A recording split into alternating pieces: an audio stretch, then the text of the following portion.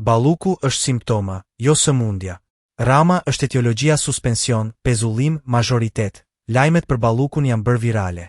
Por kush po e qorton me të vërtet kryeministrin që e ngjiti në piedestal, e mbajti atje, e mbrojti për më shumë se një dekadë.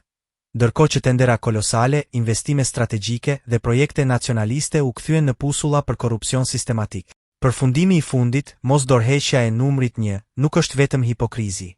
Është provë që asnjë ministër nuk del jashtë kontrollit pa bekimin e kryeministrit. Asnjë aferë e madhe nuk lulëzon pa klimën politike që garanton, ruan dhe fshin pasojat. Klim që ky kryeministër e ka siguruar me besnikëri të verbër. Dhe tani, kur numri 2 rrezikon burgun, sistemi nuk shembet, por reagon. Me apela, me reflekse politike, me fëgjime dhe manipulime. Jo me adresim real të problemit. Fakto për mbledhje. Akuzat ndaj Ballukut dhe çfarë dihet deri tani zyrtarisht, SPAK ka ngritur akuza për shkelje të barazisë në tendera kundër Ballukut, përfshirë në procedurën për ndërtimin e tunelit të tuneli i Llogarës me vlerë 190 milion. Sipas SPAK, Balluku kanalizoi tenderin, duke garantuar që fituesi të ishte paraprakisht i zgjedhur. Gjykata speciale vendosi pezullimin e saj dhe ndalimin për të lëvizur jashtë vendit. Mas që tregon seriozitet dhe rrezik për ndërhyrje në hetim.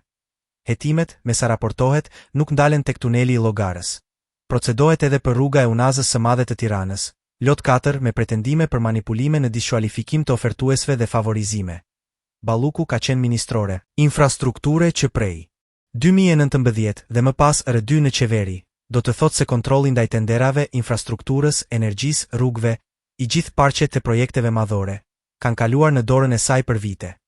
Sipas gjykatës, rreziku që Balluku, nëse do të mbetet në detyrë, mund të pengojë hetimet, për shembull duke fshirë dokumente, ndërhyrë te firmat, intimiduar dëshmitar, është real. Pse pezullimi i Ballukut nuk është spastrim, është akuza më e fortë ndaj kryeministrit. Le ta themi hapur, pezullimi i Ballukut nuk zgjidh asgjë në thelb. Ai vetëm e ekspozon sistemin. Ndërsa mediat fokusohen te ajo, si perëndesh në rënje, fundi një karriere, një ministër që rrëzohet, atëherë kryeministri që e vendosi aty, e mbajti, e fuqizoi dhe e mbrojti, del jashtë qudrës. Në një demokraci minimale, fakti që një R2 bie për korrupsion e bën të vetmin R1 të mbërthyer nga përgjegjësi morale e politike. Por këtu, kryeministri e anashkalon.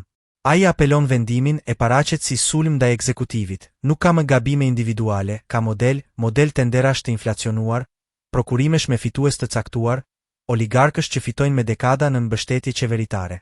Balluku është vetëm maja e icebergut. Në praktik, për çdo rast që digjet, shikohet vetëm zifti, ministër, drejtues, ndërsa furna me bazë, mbikëqyrje, mbështetje politike, sigurim impuniteti mbetet e paprekur. Çfarë duhet të ndodh tani?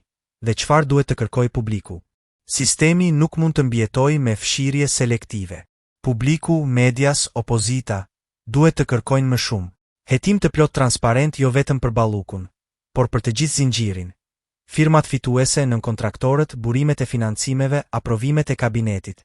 Përgjegjësi politike, jo vetëm penale. Një ministër nuk vepron vetëm.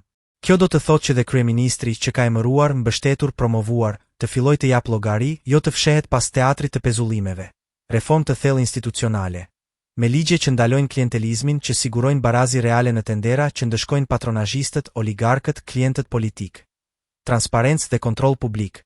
Jo nëpërmjet propagandës, por me dokumente të hapura, kontrata, vlerësime të pavarura, auditime. Nëse Balluku është peshku i madh, Rama është oqeani që e mbante. Nëse majoriteti i tenderave dhe miliona euro kasht, firme fituese me kuror, rrugë, tunele, koncesione, janë bërë norm, atëherë Ballukus është më shumë se një zbatues.